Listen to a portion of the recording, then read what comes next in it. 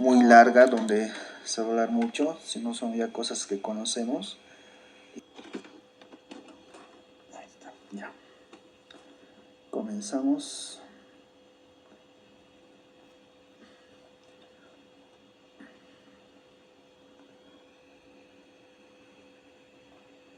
Bueno, para entender a los pares craneales tenemos que entender o saber que tiene fibras motoras y fibras sensitivas. Dentro de las fibras motoras tenemos dos tipos de fibras motoras, que es el motor somático branquial y el motor visceral, que es el parasimpático. ¿Qué es lo que hace el motor somático branquial? El motor somático branquial inerva los músculos estriados, ¿ya? Que son mayormente derivados de los arcos faringeos, primero, segundo o tercero. El motor visceral parasimpático está encargado de la inervación de los músculos lisos y de las glándulas, ¿ya? Donde esto lo hacen a través de fibras presinápticas que van y llegan a los ganglios y posterior a estos ganglios botan sus fibras postsinápticas llegando, ¿no?, a glándulas, a músculos lisos, por ejemplo, que ya controlan en la parte de glándulas salivales la secreción salival, en la glándula lagrimal la secreción lagrimal y en la parte del nervio oculomotor el músculo liso de la esfínter, ¿no?, que controla la contracción pupilar. En la parte de las fibras sensitivas tenemos que son aferentes, ¿no? Tenemos uno que es de sensibilidad general, que transmite la información de dolor, temperatura, presión, tacto. Estos se distribuyen en toda la parte que es mucosa y piel. Especialmente el nervio que está encargado de eso es la parte, bueno, el nervio quinto, ¿no?, el trigémino. Y tenemos la sensibilidad especial o visceral, que estas están encargadas de los sentidos del gusto, el olfato, la visión, la audición y el equilibrio, ¿no? Más sobrepuesto más la parte del globus carotídeo por los quimiorreceptores, el cuerpo carotídeo, ¿no?, por los vasos receptores también.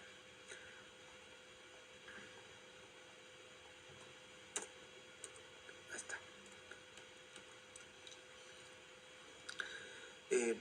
Vamos a hablar de una vez por dónde salen vamos a repetir, ¿no? Ya que hemos tocado en otras clases, hemos tocado un poco, pero es bueno siempre conocerlo de nuevo, ¿no? O repetir hasta que se nos grabe.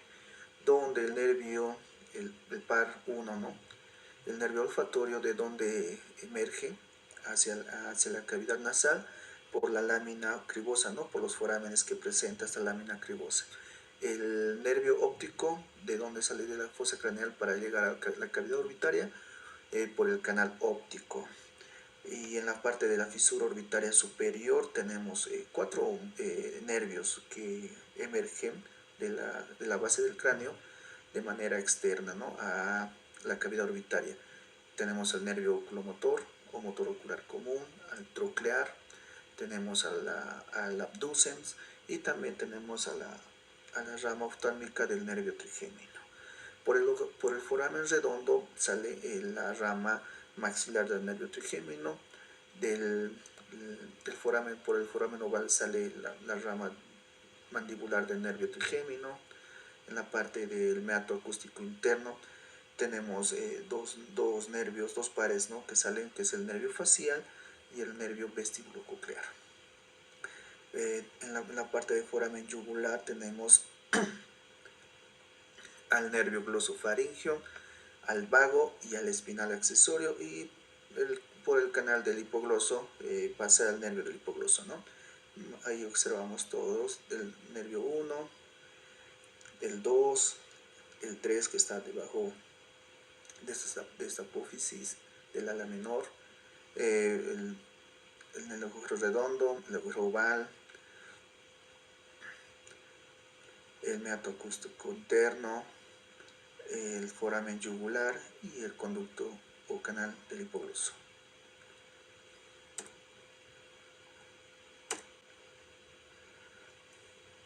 Muy bien, también tenemos que tomar en cuenta eh, qué, qué ganglios parasimpáticos están en la parte facial o craneal, diré. Tenemos 4, ¿no? Como observamos en la imagen, tenemos al ganglio ciliar, al ganglio pterigopalatino, al ganglio submandibular y al ganglio óptico.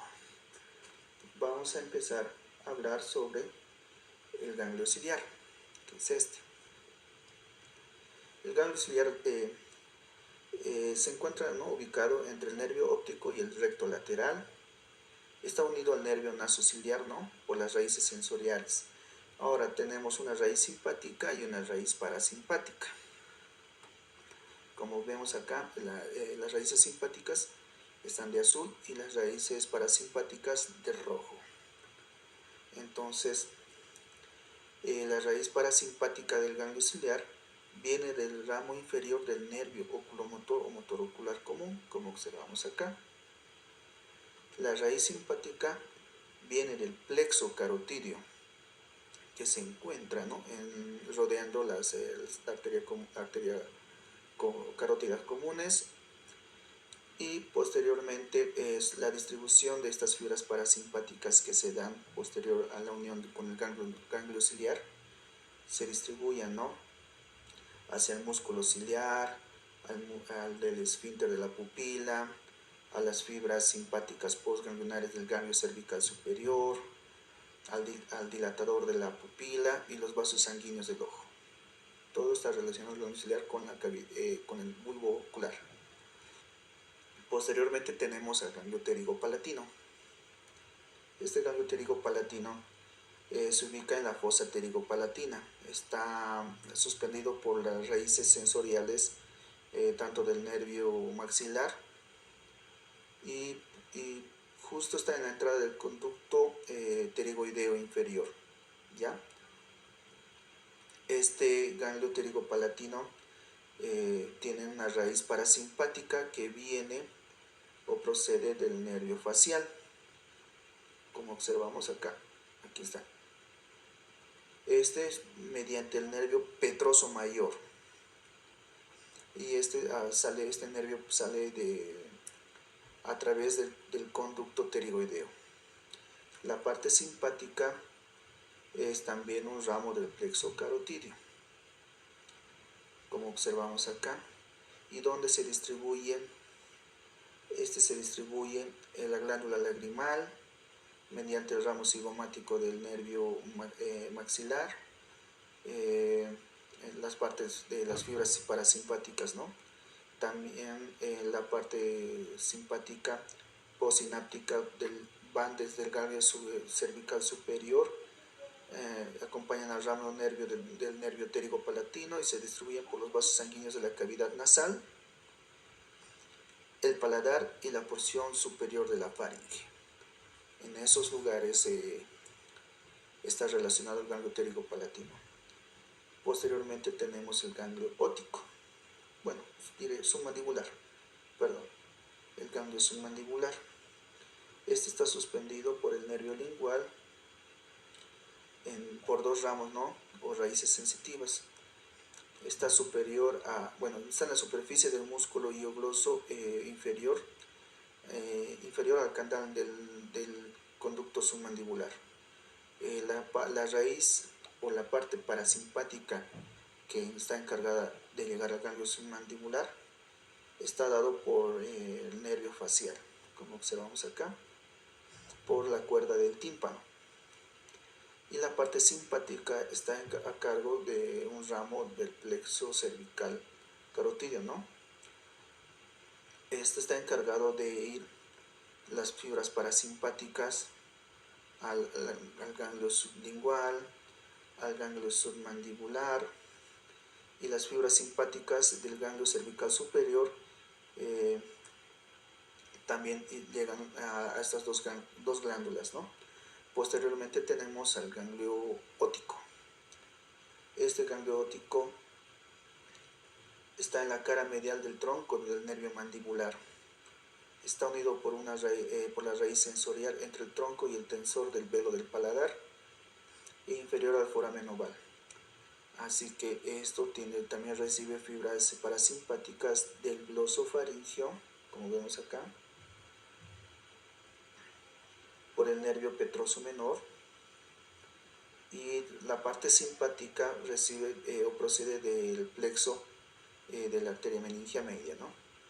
Entonces las fibras parasimpáticas postganglionares se van e inervan la parte que es de la glándula parótida, y las fibras simpáticas postsinápticas del ganglio cervical superior pasan e inervan los vasos sanguíneos de esta región.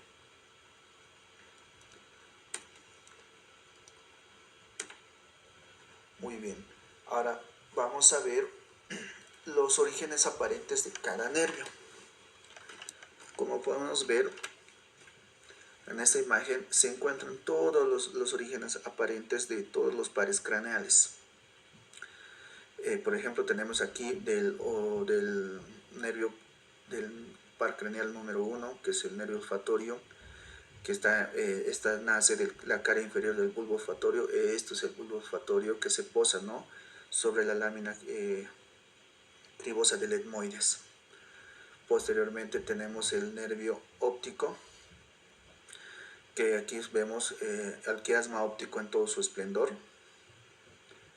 y este sale del ángulo externo del quiasma óptico, anteroexterno, perdón, del quiasma óptico. Posteriormente, más abajo, tenemos al nervio oculomotor. Su origen aparentemente es de la fosa interpeduncular del mesencéfalo. Este es el mesencéfalo. De aquí danos origen aparente. Posterior, más posterior e inferior, se encuentra el nervio troclear. Este nace de la cara posterior del mesencéfalo. Es el único, ¿no?, que emergen por esta región. Y acá lo observamos, al nervio troclear. Más abajo de morado observamos un nervio muy grueso, que esto es el nervio trigémino. Este de aquí sale con su raíz motora y sensitiva. Este trigémino, su origen aparente sale de la cara anterolateral del puente, como observamos acá. Este es el puente. Ya, posteriormente, el abducens se encuentra un poquito más medial, lateralmente al nervio trigémino, medialmente al nervio trigémino, y más posterior. Tenemos su origen aparente es del surco bulbopontino. Aquí está la médula blanca y el puente, y este es el surco bulbopontino. Lateralmente al nervio abducens tenemos al nervio facial. Como observamos, aquí está el nervio facial más el nervio intermedio. Igual nace del surco bulbopontino por fuera, ¿no?, del nervio abducens. El vestíbulo coclear lo observamos lateral al nervio facial, que está de color celeste. Así que igual nace o su origen aparente se da en el surco bulbopontino en un extremo lateral. Más posterior encontramos al glosofaringio, ¿no? Este ya nace del surco retrolivar del bulbo raquídeo, como observamos aquí, de color verde. Y el vago también nace del surco retrolivar del bulbo raquídeo. Está por debajo del gloso. Y el nervio accesorio, como observamos, se encuentra en la médula oblonga. Nace también del surco retrolivar y de los cordones laterales de la médula espinal. Estos son los cordones laterales, y aquí está el surco retrolivar. Y el nervio hipogloso nace del surco preolivar del bulbo raquídeo. Conociendo todo esto, tienen que saber memorizar. Es mayormente una pregunta de examen, porque es difícil, ¿no? Es difícil memorizar todo esto. No hay mucho problema entre los tres primeros y dónde se encuentran. En esto sí, a veces, ¿qué nervio se encuentra lateralmente, digamos, al nervio abducens o al nervio facial, o medialmente al nervio facial? qué origen aparente, de qué par craneal, y es ahí donde les pueden pillar en las preguntas, ¿no? Eso tienen que memorizar de una manera didáctica. Vamos a empezar con el nervio olfatorio. Bueno, ¿no? El nervio olfatorio, órgano olfatorio, se encuentra específicamente en el techo de la cavidad nasal, en la parte del tabique, en la parte superior y la pared medial del cornete nasal superior. Su característica de este nervio que son receptores y conductores al mismo tiempo. Ingresan a la cavidad craneal de manera directa por los forámenes de la lámina cribosa. Y aquí observamos lo que no, el bulbo olfatorio. Y después los nervios del nervio olfatorio entran directamente al cerebro. Es una peculiaridad de este par craneal. ¿Ya? ¿Qué alteraciones puede presentar este par craneal? Lo que llamamos anosmia o alucinaciones olfatorias o fantosmia. Estas dos alteraciones son mayormente lo que puede llegar a pasar. Se puso de moda al llegar a una alteración hasta llegar a la anosmia posterior a un contagio de COVID-19, ¿no? Esto ha sido que se ha detectado en la fisiopatología del COVID-19 que este virus atacaba directamente a los nervios olfatorios, incluso llegándoles totalmente a percibir moléculas odoríferas, ¿no? Eso es lo que pasó. La anosmia, aparte de la parte de los virus que puede producir esta anosmia, también puede ser la parte traumática. Por ejemplo, en trauma facial, ¿alguien conoce qué es las fracturas Noe?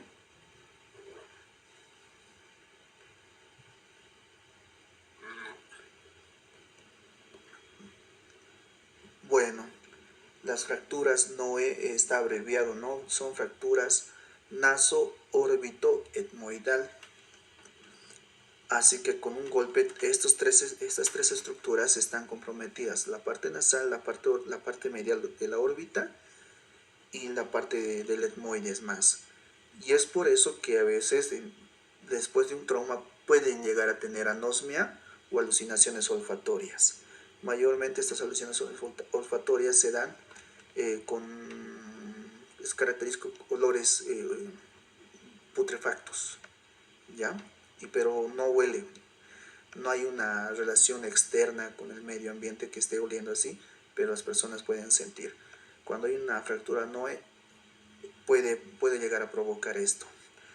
Otras situaciones son los resfríos, que también pueden llegar a producir una anosmia, y la gripe. Ahora tenemos muchos nervios que están relacionados con la cavidad orbitaria. ¿Cuáles son esos? Tenemos uno que es el nervio óptico. Así que el nervio óptico, ¿no?, presenta fibras ópticas, y tanto la retina neural también como el epitelio pigmentado del bulbo ocular, estos son extensiones del diencéfalo, ¿ya? Y como son extensiones del cerebro, presentan sus meninges. Esto es algo peculiar o particular de este par craneal. Y entonces, como tiene meninges, tiene un espacio subaracnoideo y que llega, ¿no?, hasta el bulbo ocular, por donde se sale este nervio, sale por el canal óptico, ¿no?, hacia la cavidad orbitaria. Aquí tenemos el quiasma óptico. El quiasma óptico es muy importante. Esta es una unión entre las fibras tanto del lado derecho como del lado izquierdo para lograr lo que logra nuestra visión actualmente, que es una visión tridimensional con una visión binocular, ¿no? Esta estructura donde hay una unión es la clave para tener esta característica de visión que tenemos los seres humanos. ¿Qué enfermedades pueden afectar o patologías pueden afectar al nervio óptico? Especialmente tenemos las enfermedades desmielizantes que van a afectar las meninges, ¿no? Entre esos tenemos la esclerosis múltiple. Esto, donde empieza a provocar a destruir la parte que es la mielina, lo que provoca en el globo ocular es una neuritis óptica. Ahora también puede haber trastornos del campo visual, pero esto mayormente se da por tumores hipoficiarios. En nuestra formación como maxilos tenemos rotes de otorrino y dependiendo del lugar donde puedas rotar otorrino, puedes ver esta clase de tumores y sus abordajes que realizan, ¿no? Por ejemplo, yo he hecho en Cochabamba, en la clínica, una clínica bien particular, no me acuerdo su nombre, se me fue, pero era muy buena, una de las mejores clínicas de Cochabamba, donde realizaban este tipo de procedimientos de tumores hipoficiarios, donde la parte de otorrino se encargaba de ingresar por la parte nasal, mientras llegando a la parte nasal, quitando todo lo que es, llegando al seno esfenoidal, posteriormente pasando el seno esfenoidal, llegar a la silla turca, donde se aloja, ¿no? La hipófisis, se podían ver. Aquí eran un equipo multidisciplinario entre neurocirugía y otorrino. Eran cirugías muy interesantes, ¿no? Donde he tenido la oportunidad de ver este tipo de patologías. El primer signo de que puede sospechar uno que presenta un tumor hipoficiario es la pérdida del campo visual. ¿Ya? Al campo visual lo podríamos tomar por cada ojo, tanto lado derecho o izquierdo, dividirlo en 4, ¿no? Puede ser superior e inferior. Dentro del superior se puede dividir superior lateral, superior medial, y inferior lateral, inferior medial, ¿no? El campo visual que afecta a estos tumores hipoficiarios mayormente es en la parte lateral y con mayor frecuencia en la parte superior lateral. Si una persona presenta eh, esa pérdida de campo visual superior lateralmente o directamente toda la parte lateral de un lado, entonces sería una gran sospecha clínica que tuviera un tumor hipoficiario en la persona. Ahora sí se ven en la parte de tomografía, se pueden observar así. Este es, ¿no?, el signo de muñeco de nieve o el signo del 8, que ahí es un tumor hipoficiario. Que esto es lo que hace este tumor, como va creciendo, es una neoplasia, empieza, ¿no?, a comprimir la parte del quiasma óptico. Y es ahí donde produce la alteración del campo visual. Posteriormente tenemos al nervio motor ocular común o oculomotor. Este nervio o este par craneal es netamente, bueno, no netamente, no, es motor somático y motor visceral. Y ahorita lo vamos a saber por qué. Presenta dos núcleos, es un núcleo motor y un núcleo visceral. El núcleo motor se encuentra en el mesencéfalo y el visceral o parasimpático, también llamado como accesorio de Edinger-Westphal. La inervación que produce el nervio oculomotor se da a 5 músculos específicos. Tenemos al recto superior, acá tenemos al recto superior, al recto medial, que no se observa acá, el recto inferior, al oblicuo inferior y al elevador del párpado. Acá tenemos el elevador del párpado.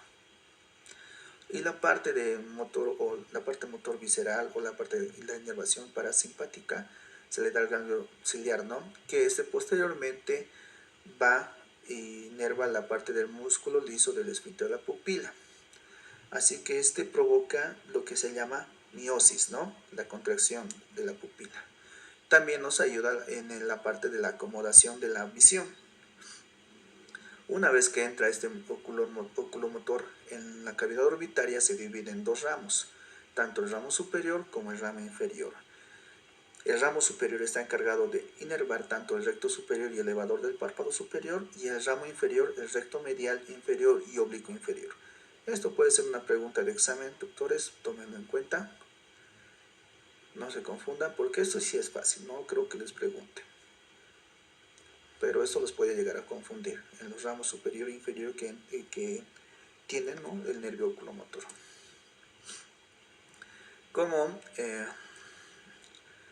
¿Cómo se puede o qué patologías alteran, ¿no?, al nervio oculomotor? Se puede producir por una lesión del nervio oculomotor mediante algo traumatológico, un trauma facial o de base de cráneo, que es lo más, ¿cómo se puede decir? Lo que se da más, es lo que se da más cuando se observa fracturas de base de cráneo o trauma facial, son una de las patologías que puedes ver. Por ejemplo, aquí, ¿cómo podemos determinar que la parálisis que tiene el nervio oculomotor? Por esto, así se observa. En esta imagen ya se lo dice todo. Como sabemos que el nervio oculomotor inerva la parte del recto superior, recto medial, recto inferior, oblicuo inferior, entonces prevalece más la acción del recto lateral y del oblicuo superior. Y es que es por eso que este ojo se desvía, este ojo que está dañado el nervio oculomotor, se desvía de manera inferior y lateral, de manera oblicua, ¿ya? Este es el clásico para determinar de manera clínica que hay parálisis del nervio oculomotor. Tenemos luego el nervio troclear. Este netamente es un motor somático, ¿ya? Este emerge de la cara posterior o dorsal del mesencéfalo y solo aún la única función que cumple es inervar al músculo oblicuo superior. El núcleo motor de este par craneal se encuentra caudal al núcleo oculomotor, ¿ya? Es el más pequeño, tómenlo en cuenta, es una característica, es el más pequeño. Y otra característica importante de este par craneal es que tiene el recorrido más largo intracraneal.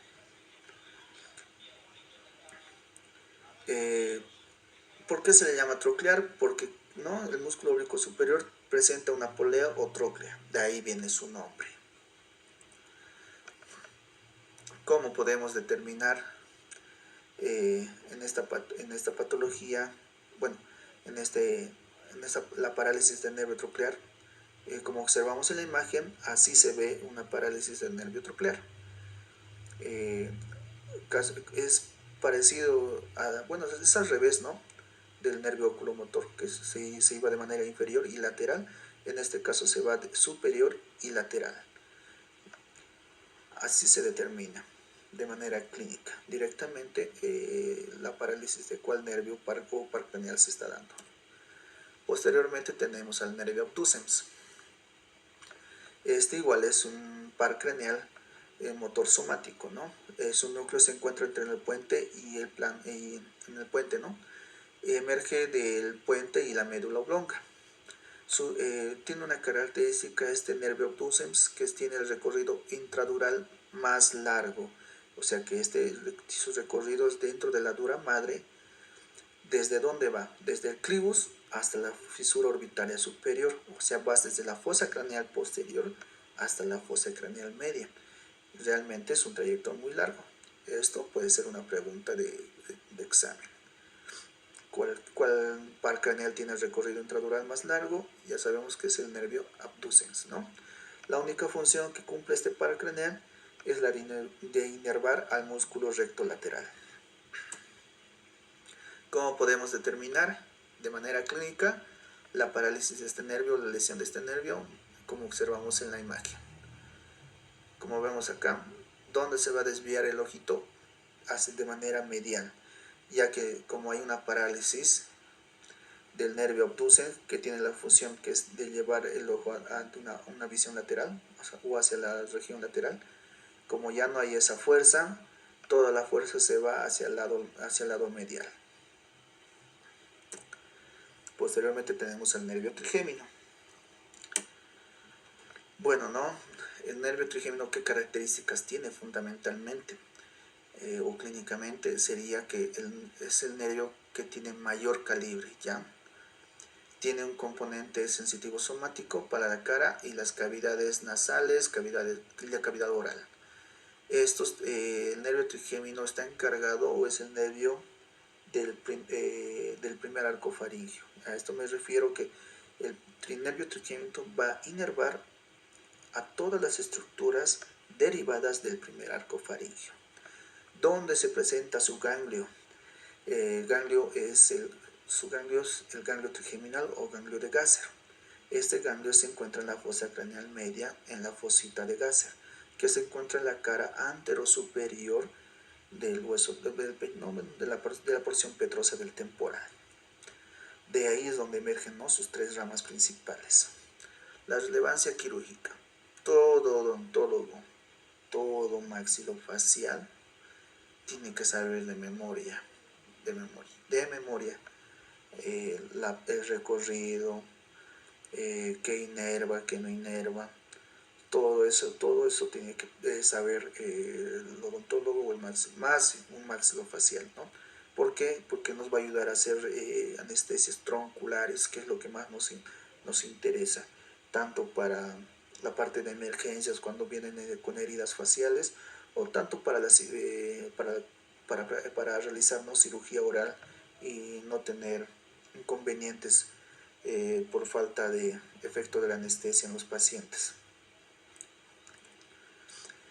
Muy bien, este nervio o este par craneal es sensitivo somático, motor somático, ¿no? Y como hemos dicho anteriormente, va a inervar a todas las estructuras derivadas del primer arco faríngeo. Emerge de la cara lateral del puente en dos raíces, ¿ya? La parte sensitiva y la parte motora. Tiene cuatro núcleos este par craneal. Uno que es el núcleo del motor del trigémino, el otro es el núcleo que se encuentra en el mesencéfalo, y otro tenemos que es un núcleo sensitivo principal, y el otro es un espinal del nervio trigémino. Ahora, como hemos dicho, mayormente es el que tiene de mayor volumen o de mayor tamaño. Es el que le da principalmente la sensibilidad, como observamos acá, a que es toda la cara y parte de la cabeza, de la calota, ¿no? Parte de la calota. Por ejemplo, ¿no?, el nervio oftálmico da toda la sensibilidad desde la región frontal y parte de temporal hasta la punta de la nariz. La parte del nervio maxilar, la parte anterior de la región temporal, la región cigomática y parte de la región nasal e infraorbitaria. Mientras la parte mandibular más es la parte posterior de la región temporal, la región preauricular y todo lo que está, toda la superficie de la piel de la región mandibular y labio inferior.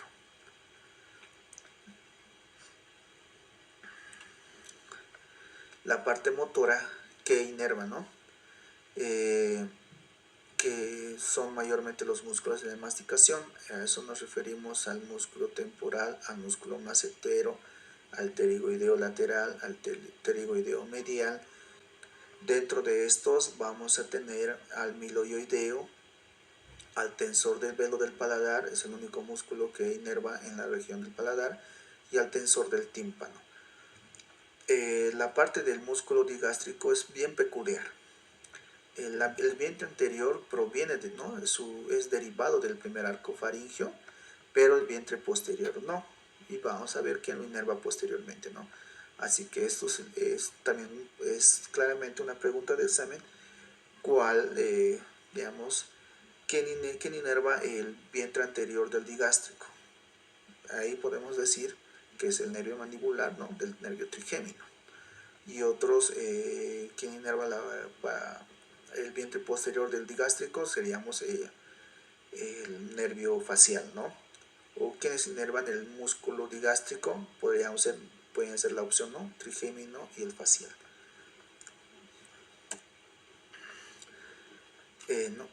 Sus ramas, las ramas que presentan, ¿no? El oftálmico, el maxilar y el mandibular. El oftálmico, por donde sale del cráneo, por la fisura orbitaria superior.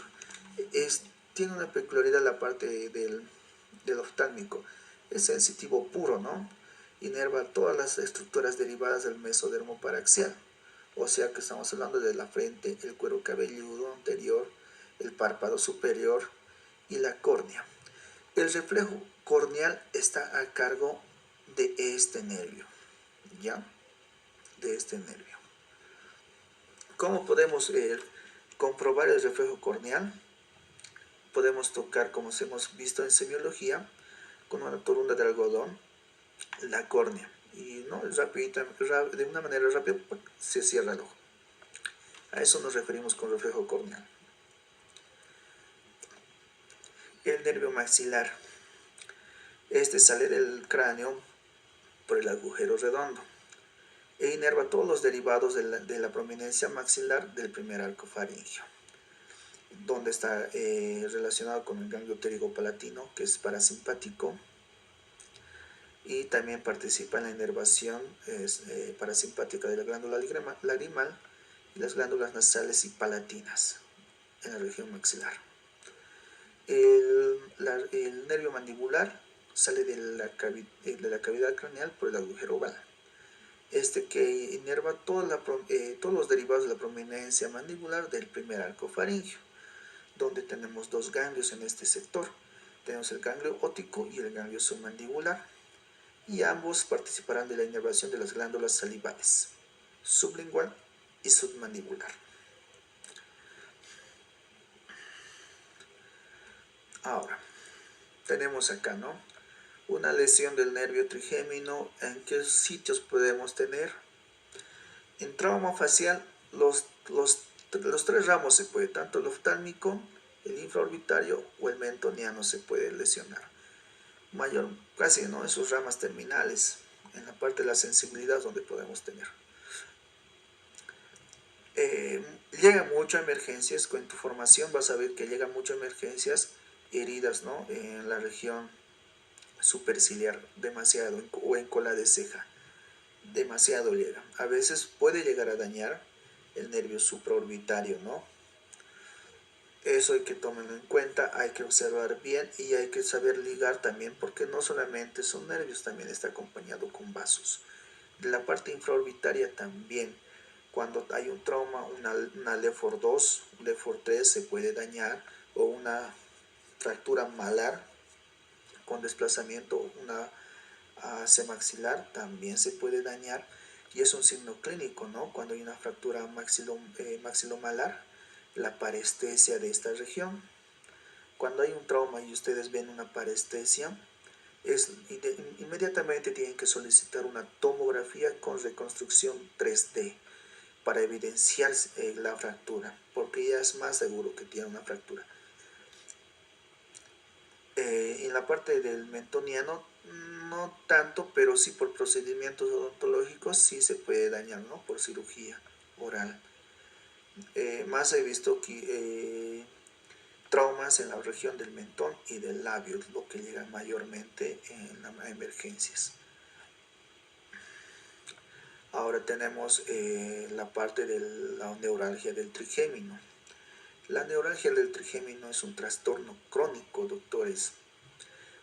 Es característico por un dolor orofacial lancitante, muy severo, donde el paciente se vuelve, a veces prácticamente se puede volver loco por tal dolor. Y no, la característica de la neuralgia del trigémino presenta, ¿no?, puntos gatillo. Las ramas que mayormente son propensas a la neuralgia del trigémino son la mandibular. En primera instancia es la que más le da, posteriormente le sigue la maxilar, y no se da casi en el oftálmico. Nunca he visto tampoco artículos científicos actuales, no he visto que haya en la parte oftálmica. Mayormente se da en la parte maxilar y parte mandibular. ¿Alguien se ubica qué tratamientos podemos realizar en un paciente que presenta neuralgia del trigémino, doctores?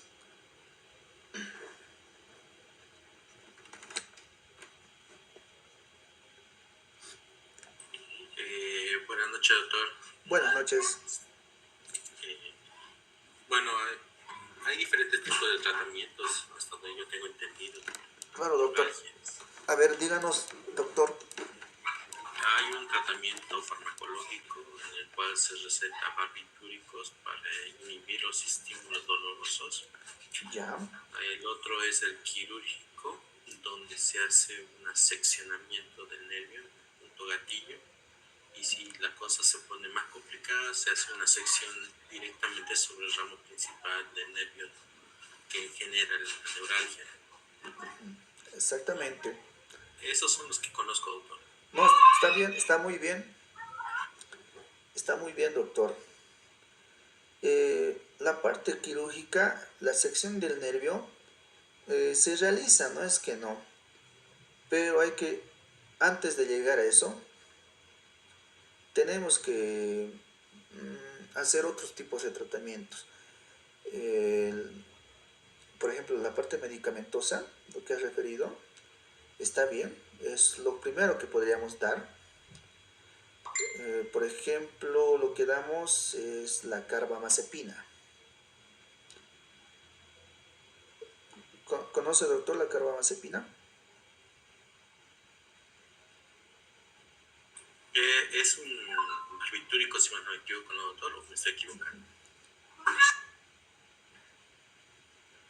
La carbamazepina, doctor, no es un barbitúrico, ¿ya? Es un antiepiléptico, es de bloqueador de canales de sodio, ¿ya? Es lo que se da actualmente. En bibliografías antiguas sí daban barbitúricos, ¿ya? Pero es lo que se da actualmente. Carbamazepina, la carbamazepina viene de 200 miligramos. Se le da al paciente cada día, que tome en la mañanita, ¿no? Pero esto a veces no ayuda, te cuento, o sea, posteriormente el paciente que tiene que tomar al comienzo cada 24, después le baja,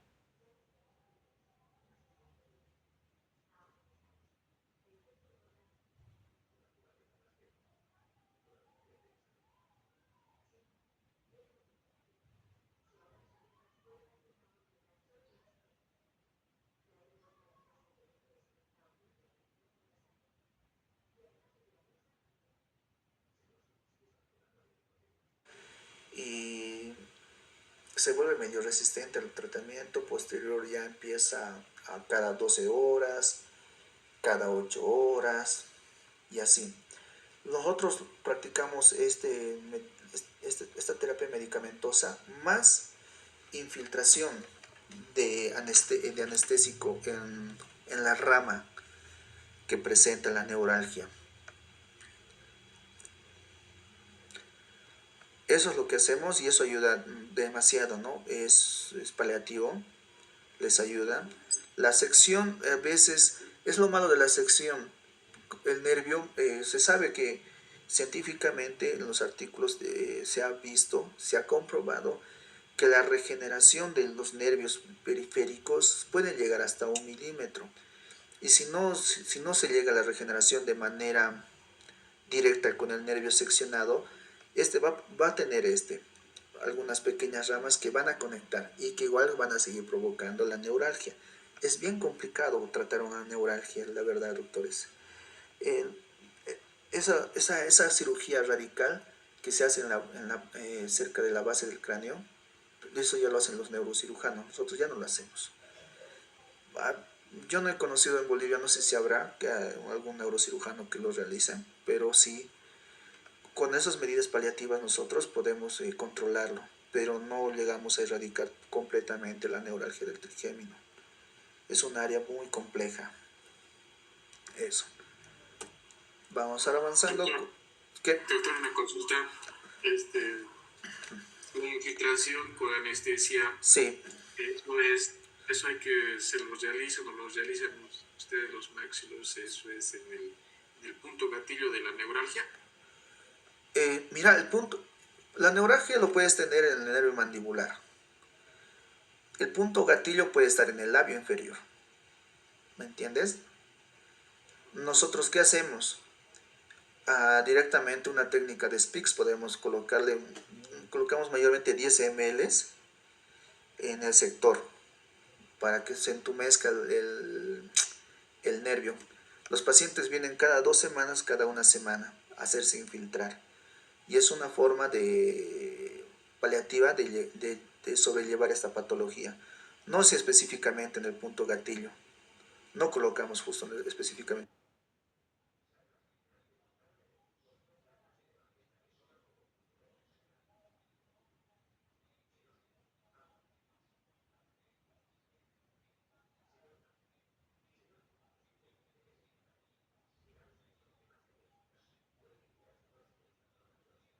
En el punto gatillo.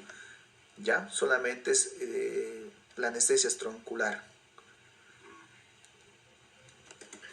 Hay que ser más bien precisos entonces en esta técnica de anestesia. Me explicaste la Gilly Gates, creo que es. Sí, sí, hay que ser bien precisos, doctor. Por eso la parte de la clínica nunca hay que subestimar. La parte de la clínica nos dice todo.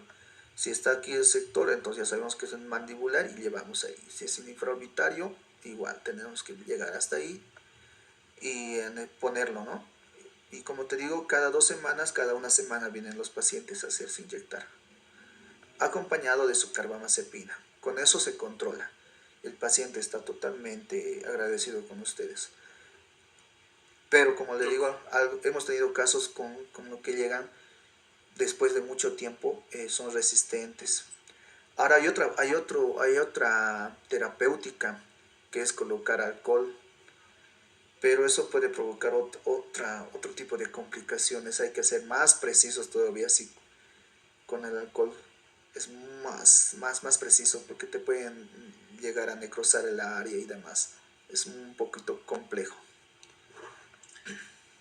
Con la carbamazepina, dice, ¿no, Doc? Se inicia, doctor. Sí. Se inicia con la carbamazepina y con las infiltraciones.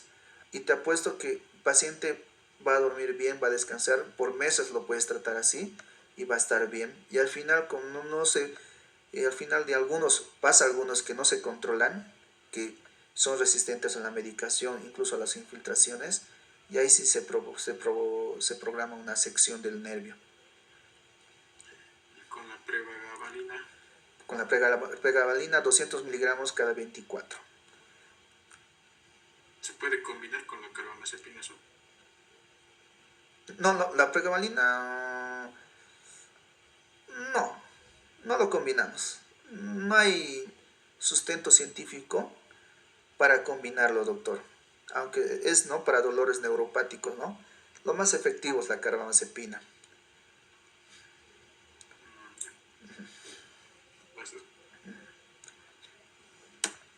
Vamos con el nervio facial. El nervio facial, bueno, no es, este es muy especial, este paracraneal, sensitivo especial, sensitivo somático, motor visceral, todo este nervio. Sus núcleos, el núcleo motor es braquiomotor, está ubicado en la porción ventrolateral del puente del tronco cerebral, que se llamamos el ganglio geniculado. Este emerge del encéfalo entre el puente y la médula oblonga y se divide en dos, ¿no? Una raíz primaria, que es el nervio facial propiamente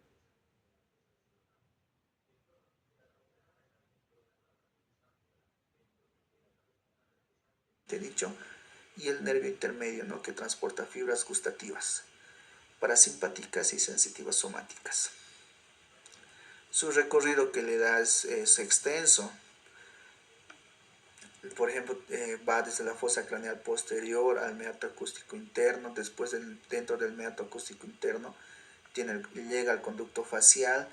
Posteriormente sale de la cavidad craneal por el foramen estilomastoideo. Ingresa a la glándula parótida por la parte posterior, haciendo un plexo parotidio, dividiendo a la parótida en una glándula superficial y otra profunda. y dando sus ramas, ¿no? La característica 5 ramas: temporal, cigomática, bucal, marginal y cervical. Dentro de, de la porción petrosa o del hueso temporal presenta, ¿no?, una curvatura bien marcada que tanto lo menciona tanto en la parte descriptiva como en este libro, que le llaman en este libro se le llama la rodilla del nervio facial.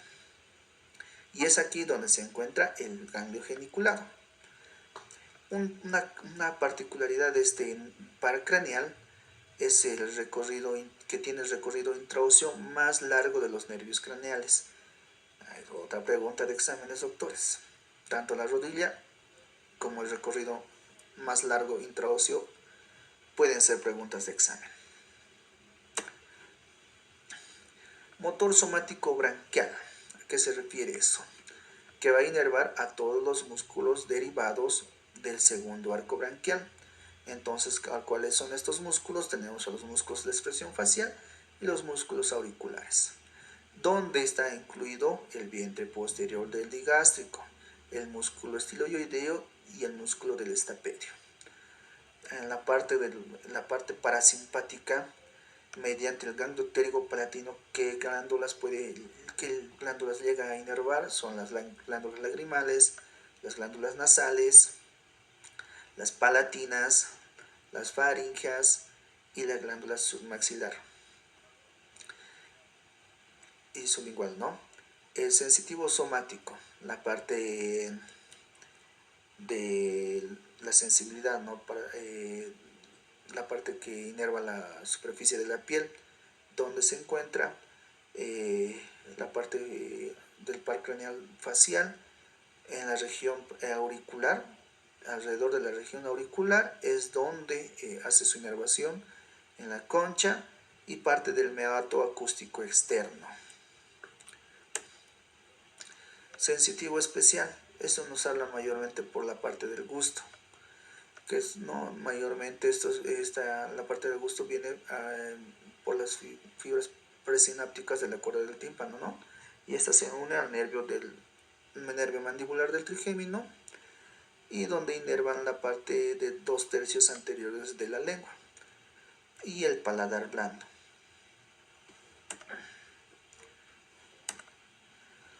Ahora,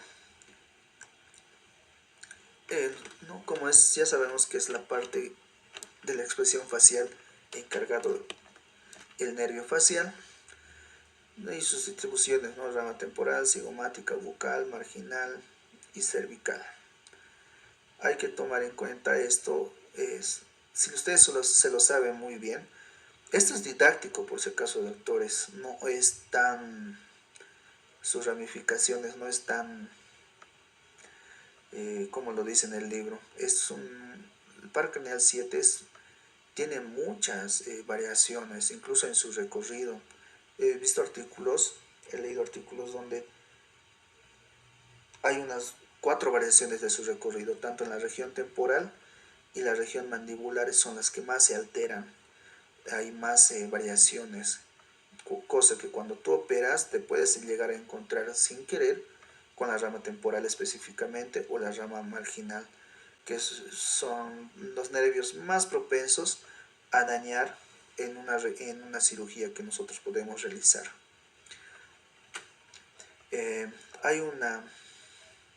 Para hacer lifting hay una línea oblicua que se marca desde la cola de la ceja a 1 centímetro hacia arriba, 1.5 centímetros hacia arriba, y desde el trago a 0,5 centímetros hacia abajo se hace una línea oblicua desde la cola de la ceja hasta ese punto que hemos dicho de 0,5 centímetros, y de la cola de la ceja 1.5 arriba. Esa línea oblicua mayormente se puede predecir el recorrido del nervio temporal. Obviamente hasta la región del arco, la rama temporal del nervio facial está profunda.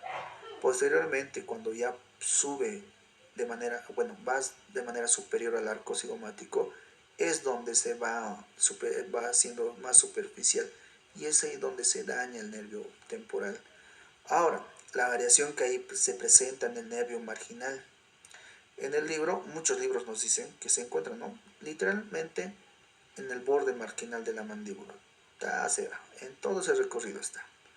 Pero hay variaciones donde puede llegar a estar un poquito 0,5, 1 a 1 centímetro, hasta 1,5. Entonces, más abajo se puede llegar a tener el nervio marginal.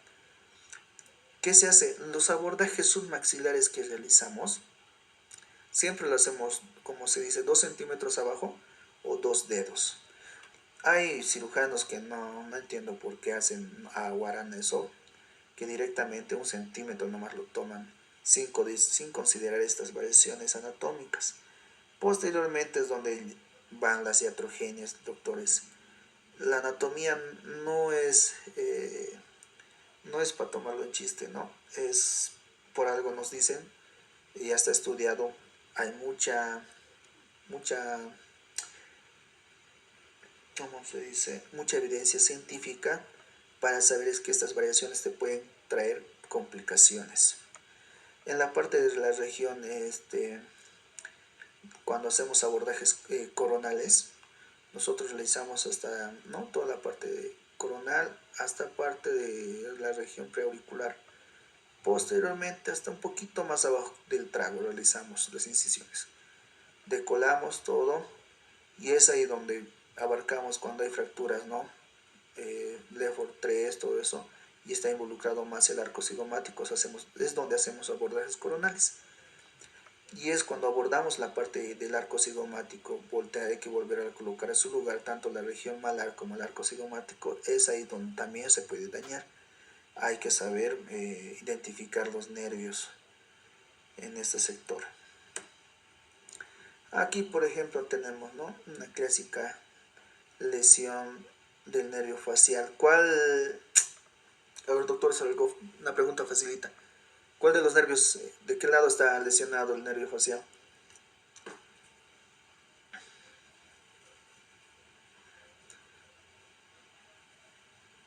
Derecha.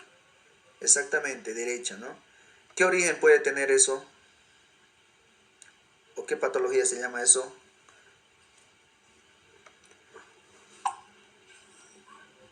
Parálisis de pie. Exactamente, ese nombre acostúmbrense, ¿no? ¿Qué origen o qué causa puede tener la parálisis de Bell?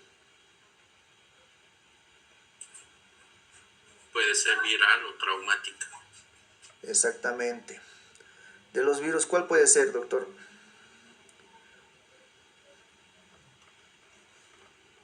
Herpes zóster. Herpes zóster. Muy bien, exactamente. Otro, hay unos 3 más prevalentes. Varicela. Sí, pero en bajo rango. Epstein-Barr, virus de Epstein-Barr, de herpes simple, herpes zóster y los adenovirus. Esos son mayormente los que les producen este tipo. Así que ya saben, ¿no? Su tratamiento es inmediato. Hay que educar a los pacientes, ¿no? Porque los pacientes esperan que están con sus parálisis 3, 4 días y la reversión de esta parálisis es más compleja, tarda más, porque el nervio ya se ha inflamado, el daño nervioso ya está hecho y recuperar eso tarda mucho. Inmediatamente hay que darle, ¿no? Un corticoide, un antiviral como es el aciclovir, prednisona por vía oral, lo que se le da por 3 días. Y obviamente su rehabilitación con fisioterapia, ¿no? Eso. Nucleus MP. Eso también, bien, doctor, me estaba olvidando justo eso. Muy bien, eso más, doctor. Con esos 4 doctores ya lo han hecho.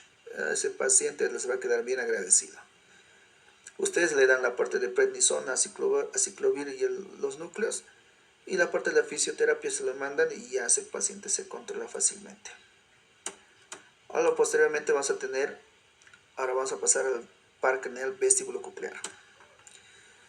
Este sensitivo especial, ¿no? ¿En qué está encargado este vestíbulo coclear?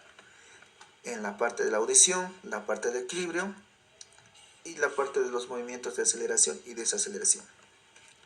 Tenemos núcleos vestibulares y núcleos cocleares. Los vestibulares se localizan en el puente y la médula oblonga del tronco cerebral, mientras los núcleos cocleares tenemos anterior y posterior que se encuentran en la médula oblonga. Así como este nervio, este paracraneal se divide en dos, en tanto en nervio vestibular y nervio coclear. El nervio vestibular va hacia la mácula del utrículo y del sáculo. Estos en este sector tienen cilios. Hay cilios que son sensibles a la selección lineal y a la fuerza de la gravedad. Y en las crestas de las ampollas de los canales semicirculares, específicamente acá tenemos cilios que están sensibles a la aceleración rotacional, ¿ya? Y el nervio coclear va hacia el órgano de Corti o el órgano espiral, que está encargada directamente en la parte de la audición. Estito, pregunta de examen, doctor. Estito, la parte de vestibular, para que no se confundan. Esto es fácil, no hay problema. Pero esto sí, tomen en cuenta que de quién está cargado la aceleración rotacional y la aceleración lineal. Esto es lo que mayormente preguntan, aceleración rotacional.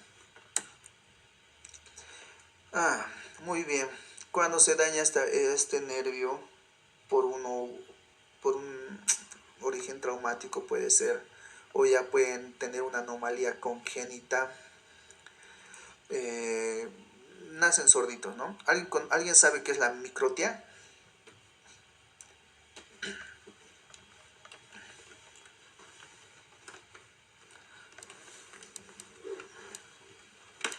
Doctores.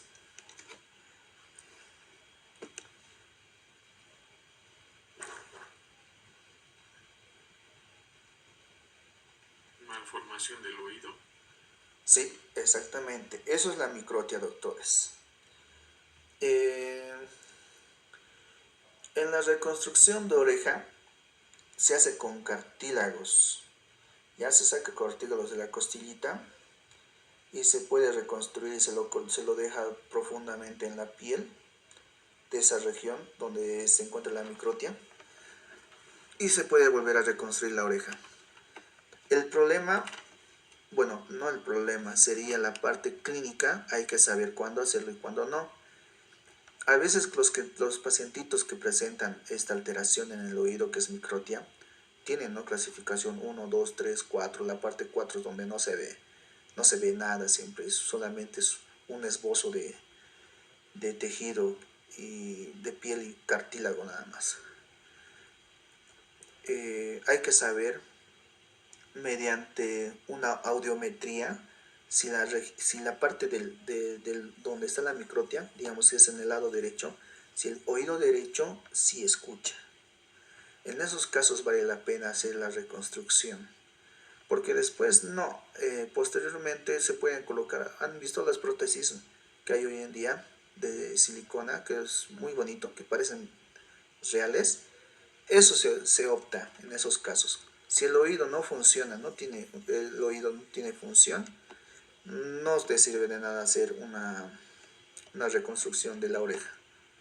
Ahora, si el oído mediante una audiometría se evidencia que ese oído funciona, recién se puede proceder a hacer una reconstrucción. Y la reconstrucción va distinto, ¿no? Puede ser, si es una clasificación 1, con un colgajo retroauricular y cartílago de la concha de la oreja del otro lado, se puede realizar tranquilamente. Pero si es un 4, ya es una cirugía muy compleja, doctores. Es totalmente mucha práctica en esa parte. Es difícil de hacer, muy difícil. Una persona, un cirujano con mucha experiencia lo puede realizar. Ahora, ¿qué es la presbiacusia? ¿Alguien sabe qué es la presbiacusia, doctores?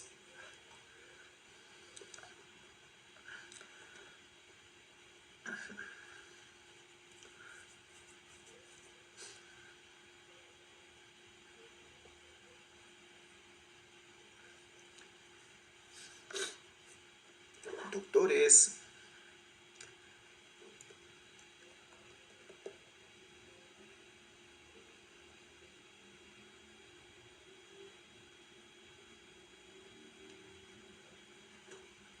Se desconectó. Ok. No, Doc. Bueno, es la presbiacusia es la pérdida de la audición con el tiempo, con el envejecimiento. Es como una sordera que se da, sí, por envejecimiento. Eso es la presbiacusia. No se van a confundir con sordera, ¿ya? Ahora, ¿cómo se evidencia una lesión del nervio? Mayormente, pues, por sonidos altos y por largo tiempo. ¿No han visto esas advertencias que hay en las discotecas? No es chiste, es verdad, nos andan dañando constantemente. Por eso cuando llegamos a la parte de la vejez, ya llegamos sorditos de esa manera. ¿Cómo se evidencia una lesión? Por acúfenos. ¿Qué son los acúfenos? Los acúfenos son, sin una intervención externa o un ruido real externo que haya, el oído capta ruidos, silbidos, pitidos, zumbidos, de esa manera. Ahora, el vértigo también se puede dar, sí, pero el vértigo mayormente se da por otolitos. ¿Se acuerda lo que hemos hablado en este sector? Que está a cargo de la aceleración lineal y aceleración rotacional. Los otolitos se encuentran acá, en las crestas de las ampollas de los canales semicirculares. Y eso en otorrino lo van a saber. Hay maniobras para determinar en dónde se encuentra el otolito que está provocando esto. Ya que esos cilios son tan sensibles que el otolito cuando se mueve, piensas que tú te estás moviendo, estás girando. A eso se le llama vértigo.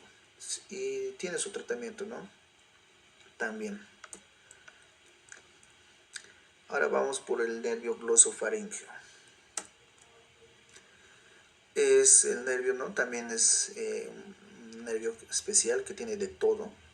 Sensitivo somático, sensitivo especial, sensitivo visceral, motor somático, motor visceral. Mayormente este paracraneal emerge de la cara lateral de la médula oblonga y sale de la cavidad craneal por el foramen yugular. Y este está encargado de inervar estructuras derivadas del tercer arco faríngeo. Presenta 4 núcleos este par craneal, 2 motores, que es el núcleo ambiguo y el núcleo salival inferior, y 2 sensitivos, que es el núcleo sensitivo del trigémino y el núcleo del tracto solitario. Estos 2 sensitivos se encuentran en inmediaciones del foramen yugular. El motor somático branquial es lo que inerva todo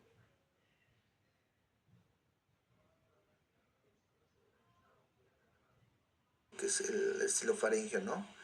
La parte de la parasimpática de este paracraneal va al ganglio óptico y posteriormente sus fibras postsinápticas van hacia la glándula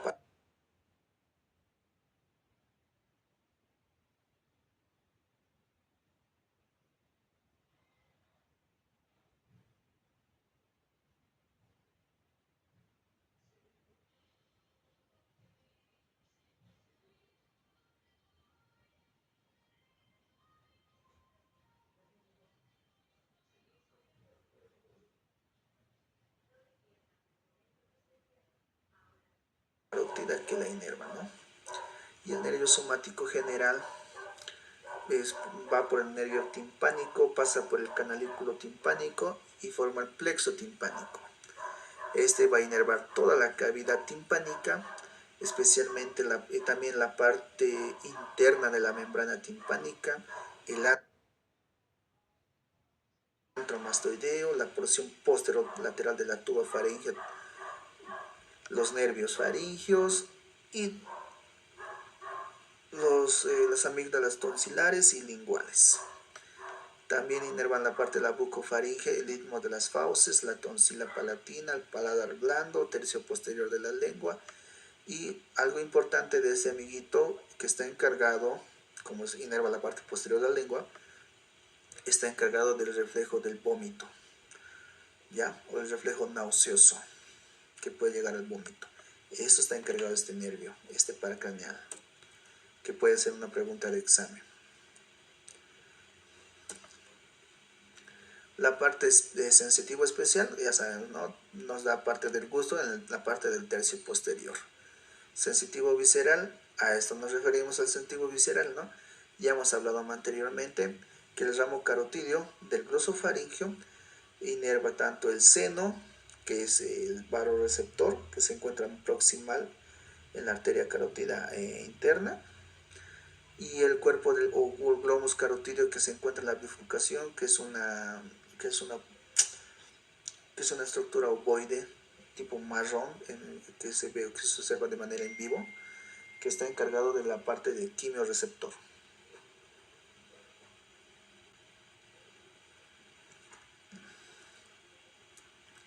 Así que esa parte está encargada en la parte sensitivo visceral.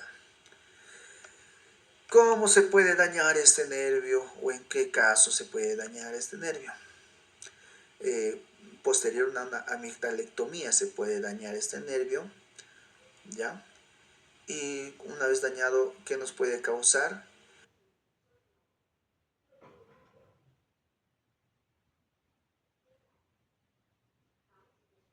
Disfagia y disartria, ya que hemos visto que inerva la parte posterior a la lengua, el istmo de las fauces, así que nos va a dificultar en tragar, ¿no?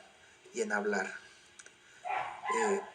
También se presentan acá la neuralgia del glosofaringio y mayormente eh,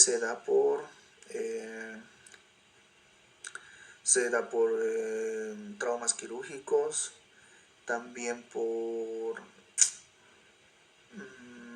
tumores en la región de la amígdala, también se puede dar, o tumores en cuello que pueden presionar o tensionar este nervio. Así que mayormente igual se caracteriza por puntos gatillos, la neuralgia del glosofaringio, y se encuentra en esos sectores, esos puntos gatillos, posterior a la lengua, en el istmo de las fauces. Así que uno al comer ya puede, ya puede desencadenar un episodio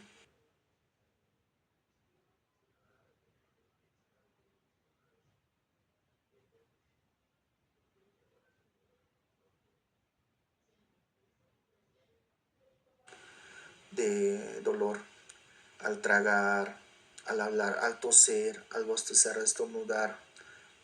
Todos esos puede provocar un episodio, ¿no?, de neuralgia del glosofaringio. Esto es un poquito más, es más fregado esto. Pero lo bueno es que es más raro que la neuralgia del trigémino. La neuralgia del trigémino en la parte de la residencia médica se ve varios casos, pero la neuralgia del glosofaringio solo he visto 2 veces, la verdad. Es, igual no es igual es la parte de que se puede dar carbamazepina y demás cosas. En este caso sí. Hace rato me preguntó un doctor, ¿no? Que si solamente se podía colocar en los puntos, en la infiltración de anestésico en los puntos gatillos.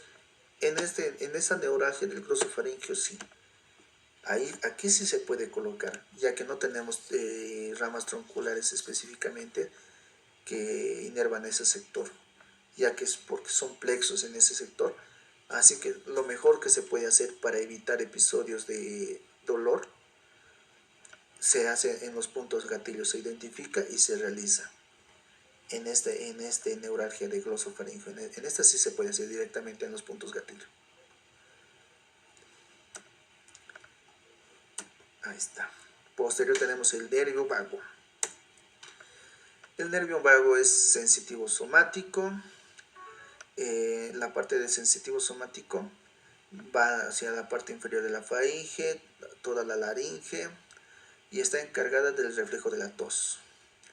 Ya está también en la raíz de la lengua y también inerva la parte de los botones gustativos de la epiglotis. En la parte de sensitivo especial está encargado del gusto, ¿no?, de la parte más posterior. Y el sensitivo visceral para los órganos torácicos y abdominales, como observamos en la imagen. El motor somático branquial está encargado del paladar blando, faringe y músculos intrínsecos de la laringe, o sea, está encargado de la fonación. Y el único músculo extrínseco de la lengua también inerva es el músculo palatogloso. También es motor visceral porque va a las vísceras torácicas y abdominales. Y este sale de la cavidad craneal por el foramen yugular. El núcleo sensitivo está encargado por el nervio trigémino, por el núcleo del nervio trigémino y el núcleo del tracto solitario, que está encargado del gusto y la parte sensitivo visceral. El núcleo motor está encargado por el núcleo ambiguo, que es un motor somático, y los núcleos posteriores o dorsales del vago, que son motores viscerales parasimpáticos. Ahora, una característica de este nervio, se le dice vago porque el significado de vago se llama errante. ¿Y por qué es errante este vago? Mayormente todos los pares craneales se están limitando en la cara y parte del cuello. Y en este caso, este es el único par craneal que se va hasta la cavidad torácica, incluso hasta la cavidad abdominal. ¿Ya? Por eso se le dice nervio vago, porque es errante a su distribución, porque mayormente todos están en la cavidad, en la cabeza diré, y en el cuello. Ahora, otra particularidad de este nervio es que la distribución es tan amplia que llega hasta la flexura cólica izquierda o la flexura esplénica. Aquí vamos a ver ese dato. El ganglio sensitivo general este ganglio se encuentra en el foramen yugular, y el ganglio nodoso, que es el ganglio que se encuentra más inferior a este ganglio sensitivo general, es sensitivo visceral. El recorrido en el tórax es asimétrico, así que también tenemos un plexo motor y un sensitivo para el corazón, los bronquios, los pulmones y el esófago. Los troncos vagales anterior y posterior inervan el estómago, el intestino, hasta el intestino proximal, que es el colon ascendente, el colon transverso, hasta la flexura cólica izquierda o flexura esplénica.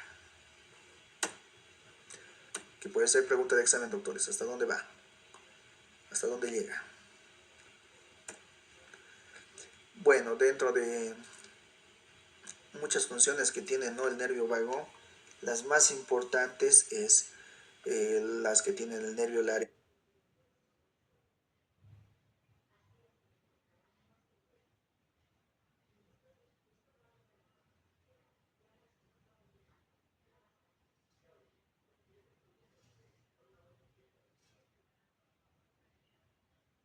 Laringeo recurrente y el nervio laríngeo superior. Cuando hay una lesión del nervio laríngeo superior, hay una anestesia de la región superior de la laringe, ¿no? Y la parálisis del nervio cricotiroideo. Como hemos hablado anteriormente, en la parte de cuello, el músculo cricotiroideo está encargado de elevar la voz. En este caso, la voz será más débil y se va a cansar más fácilmente. Ahora, en la parte de la lesión del nervio laríngeo recurrente, puede ser mayormente, ¿cómo se observa? Por una laringoscopía. Esto es las cuerdas vocales, ¿no? Como pueden observar, esta es la cuerda vocal paralizada o dañada. Entonces, no llegan. Cuando uno empieza a hablar o empieza a hacer la fonación, esto se une, se tensa, estos dos, se unen los dos y se tensa. Así que así se produce la fonación. En este caso no llega a producirse del lado dañado, no llega hasta la línea media, se queda hasta cierta parte.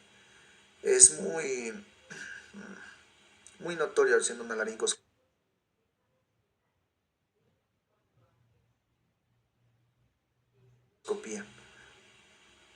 ¿Qué provoca la lesión del nervio laríngeo recurrente? Un tumor en la aorta, posteriormente a una tiroidectomía, y eso se nota con una ronquera o disfonía. o incluso cuando se dañan los dos en una afonía y el estridor respiratorio característico de estas personas que se presentan, ¿ya? Y obviamente como está encargado del nervio vago de la parte de la faringe, las contracciones de la faringe, del músculo faríngeo medio e inferior, así que la deglución, va a haber dificultad en la deglución y riesgo de broncoaspiración. Entonces ya sabemos que es muy importante para este sector el nervio vago específicamente. ¿Cómo podemos solucionar esto? Nosotros no lo hacemos, lo hacen los otorrinos, les comento. Ellos tienen un equipo especial, como un tipo microscopio, donde le hacen una laringoscopía directamente, se puede observar. Acá les comento que esto es el relleno de ácido hialurónico. De esta forma tratan de hacerle llegar o compensar este espacio, rellenando con ácido hialurónico. Hay otras formas más que de manera, por una cervicotomía, llegamos hasta la tráquea, digo hasta la laringe, de la laringe empaquetamos gel, Juan, otros materiales también utilizan, que eso empuja esta cuerda vocal y lo poco que se mueve va a ayudar a compensar. De esa manera mayormente solucionan la parte de otorrino. Bueno, cuando es de manera cervicotomía, el cirujano de cabeza y cuello le mete eso. Nosotros ya no tocamos esa parte. Los otorrinos mediante de visión directa pueden realizar este procedimiento. Incluso hay patologías. El virus del papiloma humano también se puede presentar aquí, doctores. He visto patologías que llegan aquí con sus papilomas, ¿no? Y eso impide que se cierre y lo ven como un cuerpo extraño, así que todo el tiempo están tosiendo, están con ronquera y demás. Ahora, cuando hay tumores malignos de tiroides y van una diseminación regional hacia la región posterior, hacia las cuerdas vocales, esto es realmente muy, muy triste, ¿no? Ya que se le hace una tiroidectomía total y es bien mutilante. Las cirugías de cáncer son muy mutilantes, doctores. Es bonito hacerlo, todo eso, pero es muy mutilante y verlos a los pacientes posteriormente es muy... te toca el corazón. Es muy drástico. Tú lo ves, los pacientitos, y no, realmente uno le toca el corazón, da pena, mucha pena, la verdad. Yo he visto llegar pacientes con cánceres malignos del tipo medular, que son uno de los, o anaplásicos, que son los más agresivos cuando se trata de cáncer de tiroides, abarcando toda la región cervical y dañando estas cuerdas. Y como les digo, en estos casos no se va a poder mover las cuerdas vocales, así que se va a quedar abierto y esto va a tener riesgo a una broncoaspiración, doctores. Es muy riesgoso. No pueden hablar y de paso están todo el tiempo con riesgo de al comer de hacerse una broncoaspiración y fallecer por eso. Hay casos en Santa Cruz que he visto que cuando se les retira toda la tiroides más los nervios laringeos recurrentes, pueden hablar con eructos. No me acuerdo cómo se llama específicamente esa terapia, pero pueden llegar a hablar mediante eructos. Y tenía un video, no lo he encontrado, quería colocarlo hoy día en la clase, de un paciente que he observado. Dos o tres pacientes hemos observado en Santa Cruz que había un rehabilitador que lograba llegar a ese extremo con los pacientes, que mediante eructos podía hablar.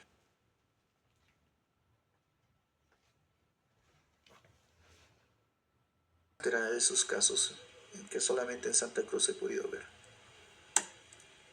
Bueno, vamos con los nervios accesorios. El nervio accesorio es netamente motor somático, ya doctores. Este está encargado de inervar el esternocleidomastoideo y el trapecio. El núcleo accesorio se encuentra en el asta anterior de los 5 o 6 segmentos cervicales de la médula espinal. Acá. Sale de la cavidad craneal por el foramen yugular y junto al plexo cervical transportan fibras sensitivas a toda la región, bueno, las fibras sensitivas, ¿no?, de los nervios espinales C2 y C4, y la región posterior y lateral del cuello. A eso está enfocado el nervio accesorio.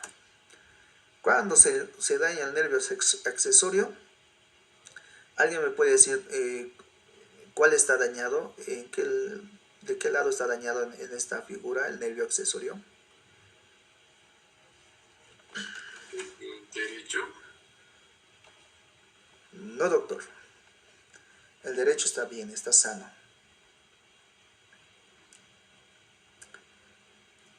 El que está dañado es este lado. El que tiene... hay tres formas de identificar. El hombro está más caído en ese sector y la escápula en forma de ala.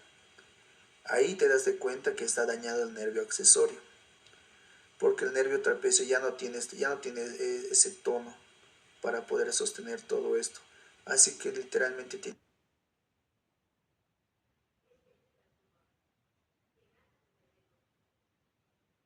un hombro caído. Aquí no se nota muy bien, pero mediante una escápula en forma de ala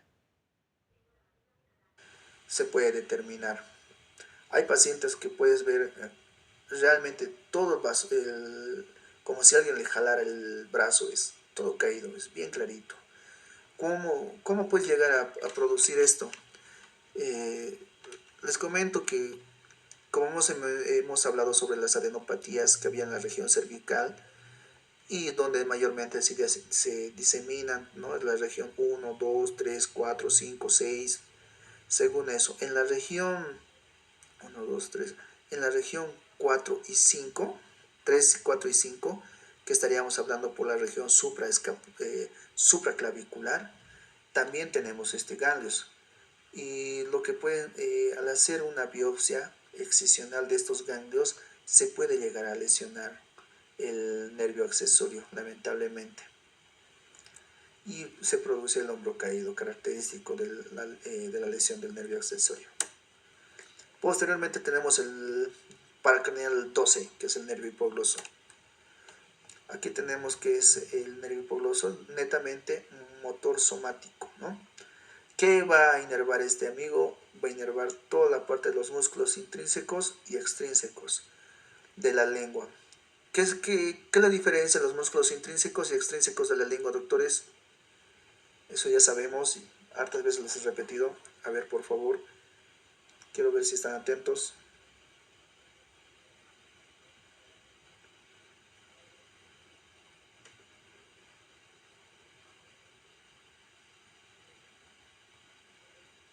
¿Qué dijo, Doc? No lo escuché.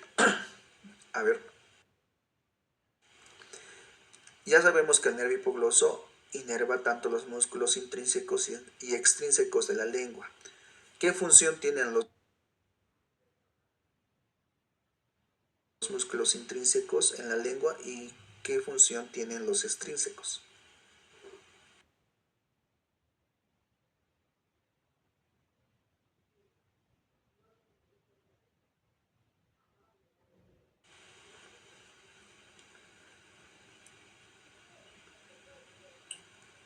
Los músculos intrínsecos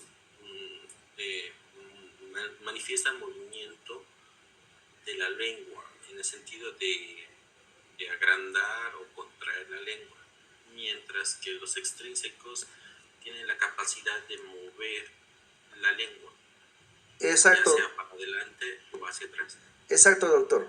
Tú lo has dicho bien claro, no te has confundido más, porque ahí se confunden, ¿no? Los músculos intrínsecos están a cargo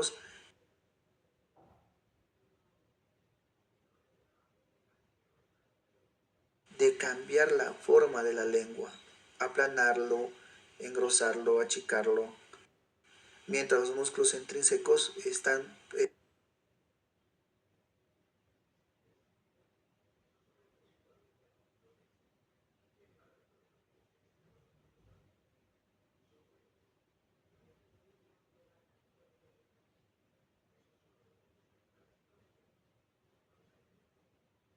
relacionados propiamente con los movimientos de la lengua.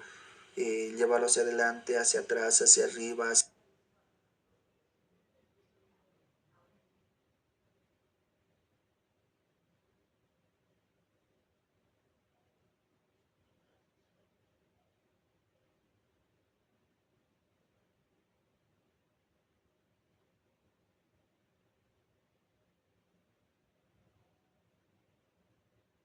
abajo. Exactamente, muy bien, doctor. Así que el nervio hipogloso hace esa función, ¿no? Con estos músculos. Solamente no inerva el músculo palatogloso, que es un músculo del paladar, por ese caso. Esto igual es pregunta de examen. Ya, ¿por dónde se va el nervio hipogloso? Sale de la cavidad craneal por el conducto del nervio hipogloso. Tiene un ramo meningio que vuelve al cráneo, que inerva la dura madre de toda la fosa craneal posterior, por si acaso, ¿ya? El suelo y la pared posterior. Eso tomen en cuenta.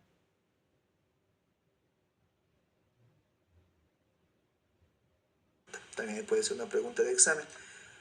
Ahora, tiene una raíz superior que se une al asa cervical y este inerva los músculos infrayoideos como el esternoyoideo, esternotiroideo, iomoyoideo y tiroyoideo. Y los ramos linguales inervan el estilogloso, iogloso, geniogloso y los músculos intrínsecos de la lengua. Estos dos tienen que saber, doctores. Su rama superior que se une con la asa cervical y los ramos linguales que inervan, qué músculos específicamente inervan. Muy bien. Ahora vamos a saber cuándo está dañado un nervio de hipogloso. De manera, en la región del cuello, el nervio hipogloso va o está mayormente acompañado por el tendón intermedio del músculo digástrico. Es ahí donde mayormente se provoca la lesión del nervio hipogloso. Cuando hacemos un absceso submaxilar, cuando ahí tenemos un adenoma en la glándula submaxilar y tenemos que retirar, es ahí donde podemos provocar la lesión del nervio hipogloso. ¿Cómo se manifiesta? Sacando la lengua y del lado que está dañado, a ese lado se desvía. Si por ejemplo del lado derecho se ha dañado de manera intraoperatoria en el quirófano, el paciente va a sacar la lengua y a ese lado, al lado derecho, se va a ir la lengua, se va a desviar. Ajá. De esa manera podemos determinar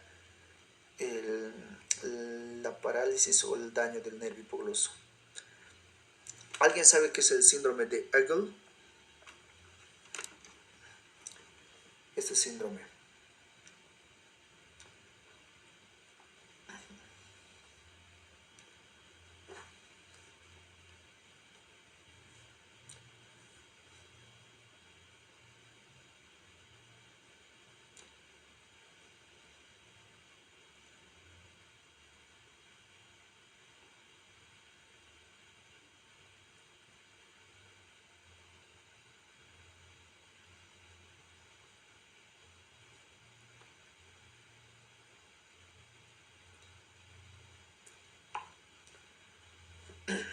Bueno, creo que nadie se ubica el síndrome.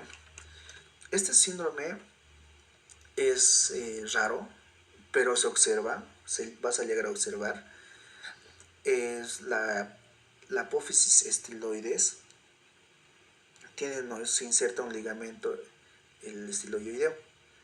Este ligamento con la apófisis empiezan a calcificarse. Y como empieza a calcificarse, la apófisis estiloides va creciendo, como podemos observar en esta tomografía. Está largo la apófisis estiloides. Y cuando la persona flexiona de manera lateral el cuello, es donde ahí va a empezar a presionar el nervio hipogloso. Y es ahí donde lesiona y se observa una lesión en el nervio hipogloso. Por eso se lo toma en cuenta también este síndrome de Eggle en esta patología del 12º par craneal, ¿no? ¿Cómo el tratamiento de esto? Al comienzo puede ser medicamentoso si no molesta mucho, pero llega un punto que esta calcificación sigue bajando, que se da por el envejecimiento. Algunos artículos relacionan también con la toma de ciprofloxacina.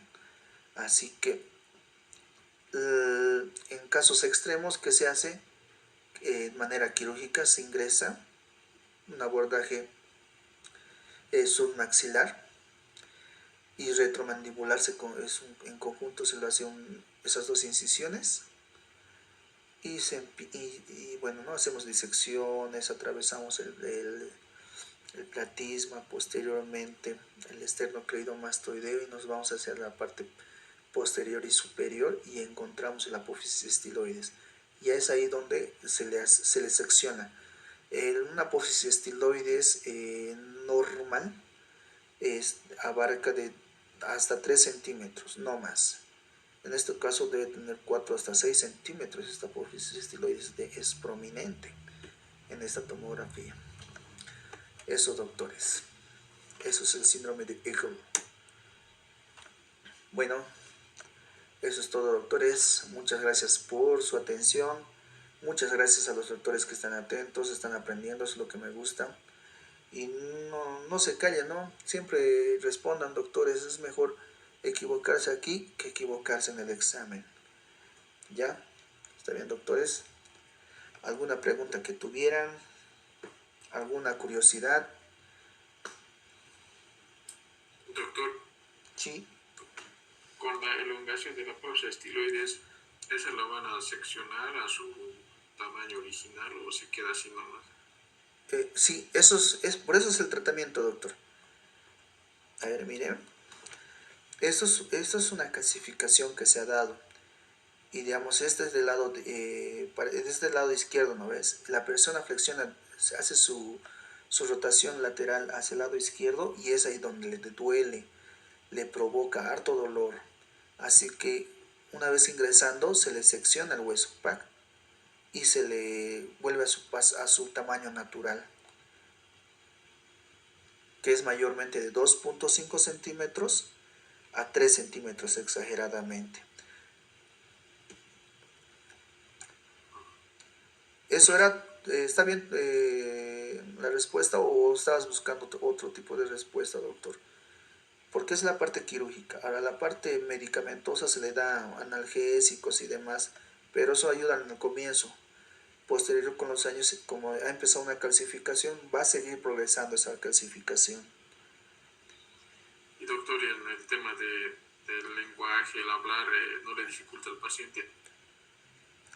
Cuando Eh, está, antes de descubrir, digamos, no, esta lesión de este nervio. Cuando mueve hacia el lado, sí. Ahí es donde siente dolor. Y ese dolor es irradiado hacia la lengua y hacia el cuello. De esa manera es que se descubre y se lo relaciona con este par craneal. Porque directamente al flexionar hacia el lado donde está la apófisis estiloides prominente, presiona el nervio, directamente lo presiona y es por eso que le duele. O sea, al hacer la semiología, digamos, de la lengua al paciente, generalmente hacemos sacar la lengua hacia afuera o si no, agarramos con una gasita y estiramos en ese sentido ahí el dolor al hacer Sí, sacar la lengua hacia afuera. ajá, si le haces rotar a ese lado, doctor, y le haces sacar la lengua, no va a poder, va a sentir harto dolor. De esa manera puedes determinar clínicamente, ¿no? Sospechar clínicamente, no, parece que ahí tiene un síndrome de Eagle, porque solamente a esa rotación, a ese lado, solamente le duele y le duele hasta la base de la lengua y toda la parte de la lengua le duele. Entonces, ahí recién pides una tomografía. Esta es una tomografía con reconstrucción 3D, se llama. Así te puedes dar de cuenta, doctor. Ya no va a poder ni sacar la lengua. La clave es rotarlo. Tú lo rotas hacia el lado donde está el apófisis estiloides prominente, le va a doler y le va a doler rudo. Porque directamente hay una presión del apófisis estiloides con el nervio hipogloso. Gracias, doctor. De nada. De nada, doctor. ¿Alguna otra pregunta de lo que hemos tocado hoy día, doctores? Sí, doctor, yo tengo una pregunta. ¿Qué ha pasado, doctor? A ver. Es con el tema que ya habíamos hablado del tema de neuralgia de trigemia. Ya, doctor. ¿Qué necesita saber, doctor? Usted decía en esa parte, digamos, de que de manera...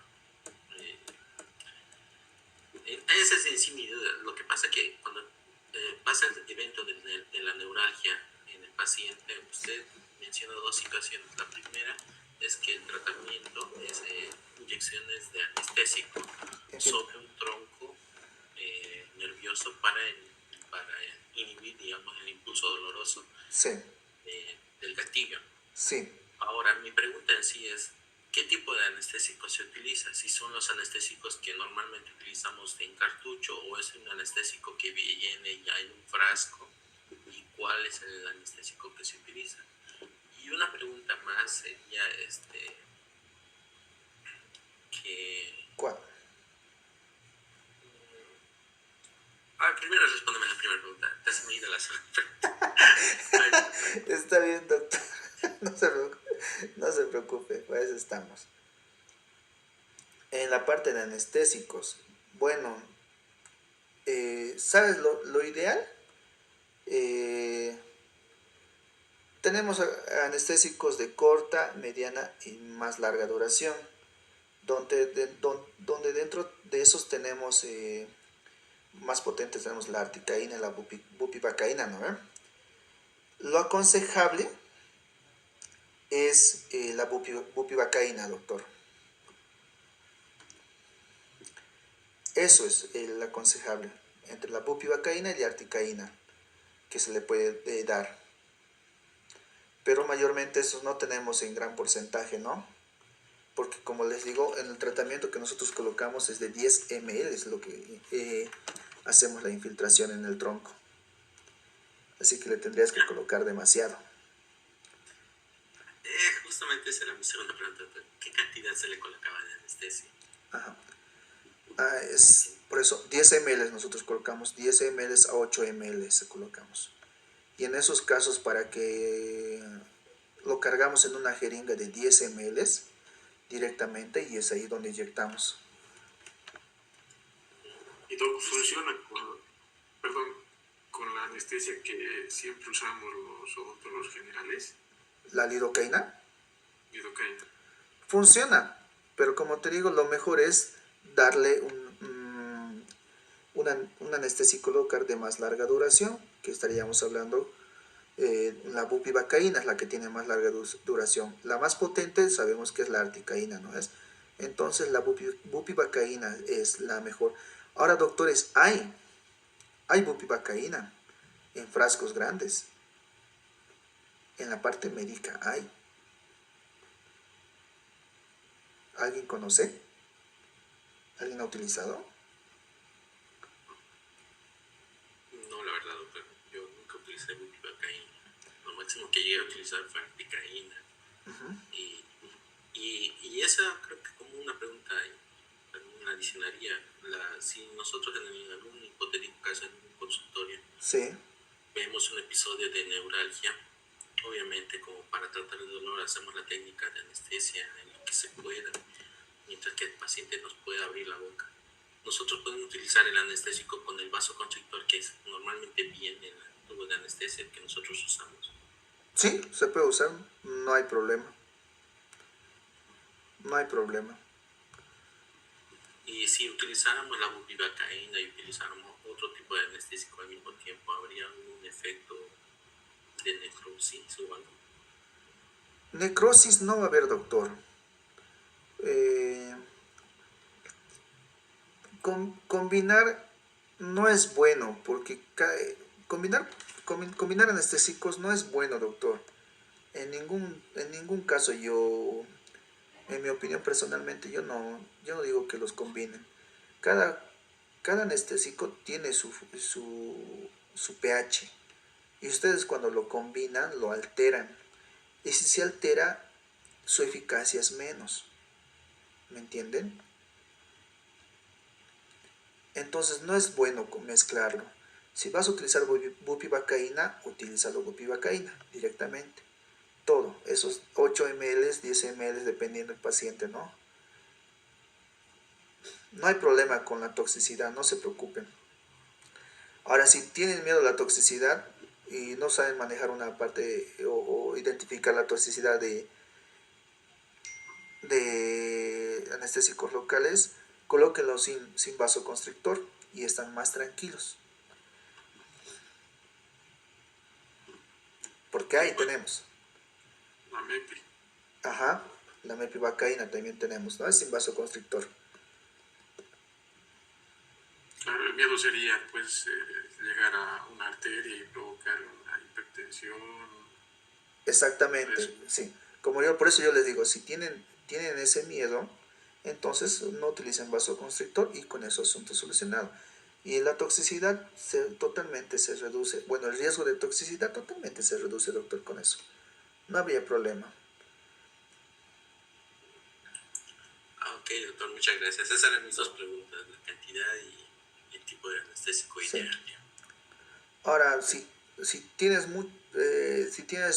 si eres un doctor precavido y quieres utilizar lidocaína, la lidocaína también se puede usar, no hay problema. ¿Ya? Sí, está bien, doctor. Sí. Entiendo por el tiempo de acción de los anestésicos. Ajá, sí, exactamente eso. Porque algunos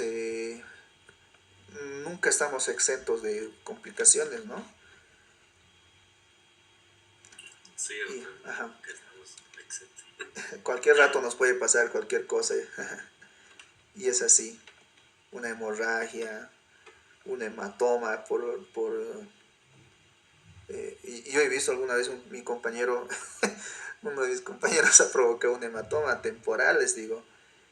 Estábamos haciendo igual para un paciente, una infiltración, y no sé cómo lo habrá hecho mi compañero. La cuestión es que posteriormente, pum, la región temporal se le hinchó un poquito. Yo, ¿qué habrá pasado, no? Y el paciente refería dolor, un poco de dolor, y le tocamos y se había formado un hematoma, te cuento. Así que nadie está exento de esas complicaciones. Y a la siguiente ya hemos tenido que hacerlo más precavido, ¿no? El compañero, otro. Yo lo voy a hacer, así. Te pasa esas cosas, doctor. A ver, busquen en internet, doctores. Hay bupivacaína en frasco.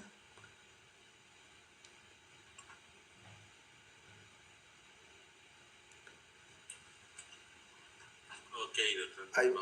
Hay en frascos, doctores. Así para que no gasten así las partes de eh, los tubos anestésicos, ¿no? Tubitos. Hay en frasco. Incluso hay bupivacaína pesada. Nunca compren la pesada, por si acaso. La bupivacaína pesada ya es para infiltración raquimedular.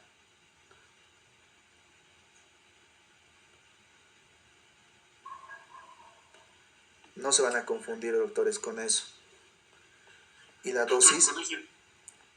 Perdón, doctor. Síganos. sí, y la dosis es más distinto, porque como es pesada, se dice pesada por su peso molecular. Su efecto anestésico dura harto, doctores. Imagínense si la médula nomás lo anestesia y toda la parte de los miembros inferiores. Obviamente esto lo utilizan para traumatología, cuando se fracturan un tobillo o tiene una lesión abajo en las extremidades inferiores. Imagínense, esa es pesada, es muy fuerte. Nunca utilicen bupivacaína pesada, así se le llama. ¿Ya? Utilicen la normal.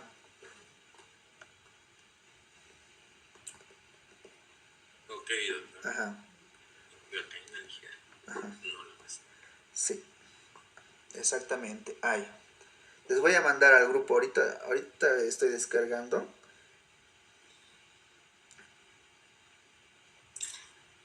Y hay pues bupivacaína.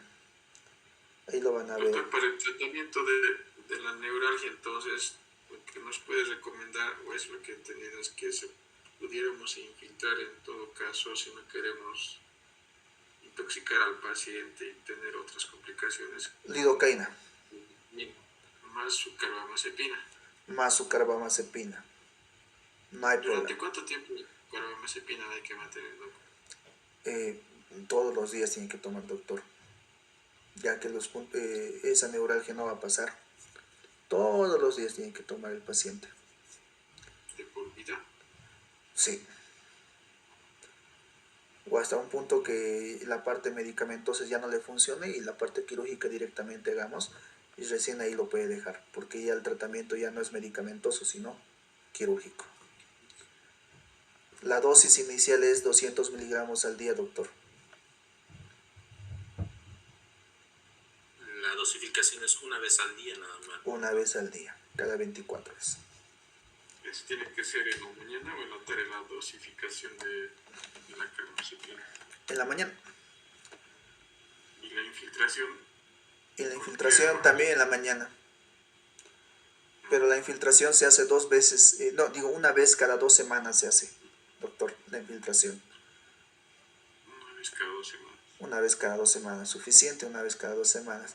Ahora sí, igual 10 ml de lidocaína. ¿Sí? Ahí no importa el kilogramo peso. No importa, doctor. No hay problema. Además, nosotros teníamos frascos de lidocaína, eso no tenía vasoconstrictor, peor todavía con eso. No había riesgo de toxicidad. Obviamente hay que aspirar, ¿no, doctor? Cuidado, le esté dando al vaso también. Ahí se va a ir directito al torrente sanguíneo y ahí la toxicidad sí se va a dar. Entonces, doctor, en sí nosotros como consultorios normales, sí, ambulatorios, podemos hacer ese tratamiento como que de emergencia y así técnicamente derivando ya directamente a neurocirugía o neurología, mejor dicho. Neurología, sí. Ya para que de manera de tratamiento ya general ya obviamente ella ya lo tenga con diferentes tipos de medicación más allá de la carbamazepina, ¿no? Sí, sí. Nosotros hasta carbamazepina podemos dar, no hay mucho problema, no nos restringe. Pero hay otros medicamentos restringidos que ya solamente utilizan los neurólogos, ¿no? Si ya no funciona eso, ya tendríamos que derivar a un neurólogo. Porque ellos ya utilizan otros medicamentos, otro tipo de medicamentos más fuertes. Ya, ok, doctor. Ya. Sí, muchas gracias. No se complican, doctores, con lidocaína, doctores. 10 ml de lidocaína sin vasoconstrictor, carbamazepina 200 miligramos cada 24 horas. Les va a ayudar mucho a su paciente. La neuralgia no se soluciona, es paliativa, ¿no? Esa forma parte, digamos, de controlar el dolor. Con eso ya están hechos. Ok, doctor, gracias. Listo. Un gusto, doctores. ¿Alguna más? ¿Una pregunta? Me gusta que sean curiosos.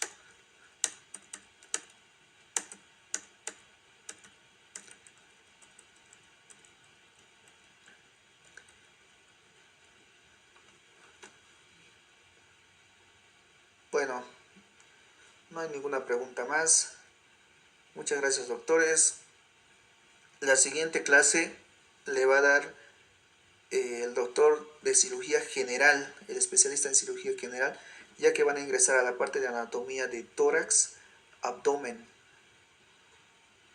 y pelvis, ¿ya? Un gusto, doctores. Nosotros nos vamos a ver, creo que doy clases de fisiología, unos cuantas clases de fisiología. Nos vamos a ver. Un gusto, doctores. Se cuidan.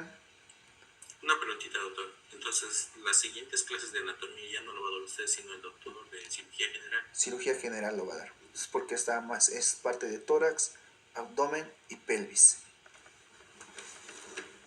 A él le pueden preguntar todo. A él le pregúntenle, no sé,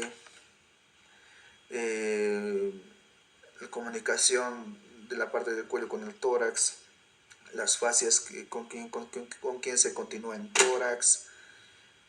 Y él les va a decir más detalles. En la parte de abdomen hay tremendas fascias, hay hartas cosas. Que lo mejor que les va a explicar de mejor manera y no les va a dejar dudas para nada porque es su dominio, pucha, vive cada día con eso. Es un cirujano general. Así que aprovechenlo. Está, como les digo, el curso está bien planificado, ¿no? Cada área tiene su fuerte y su especialista. En la parte de farmacología el doctor les explica bonito. La anterior entrada demasiado genial les explica.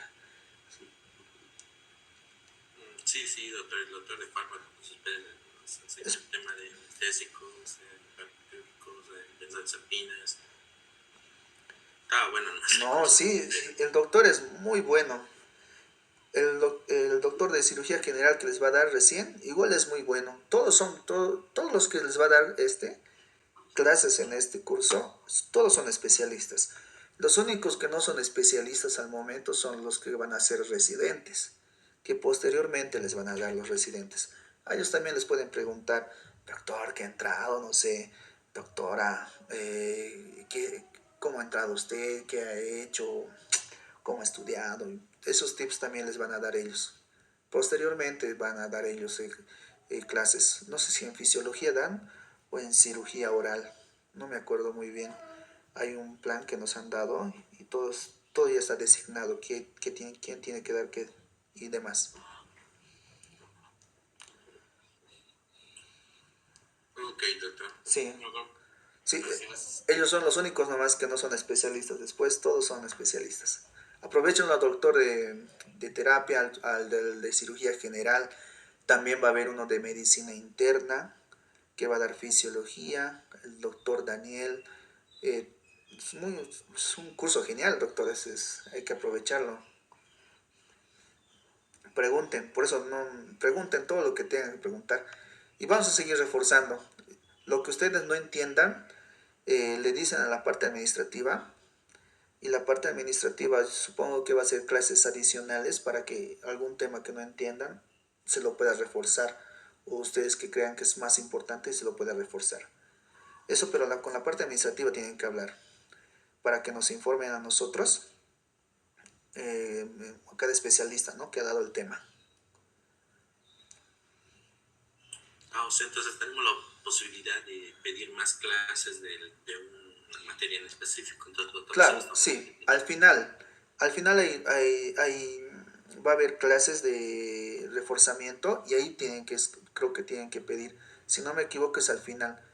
Pero véanlo, hablen con la parte administrativa, ellos son los que manejan la parte de programas, clases, qué fechas, qué horas, todo y demás.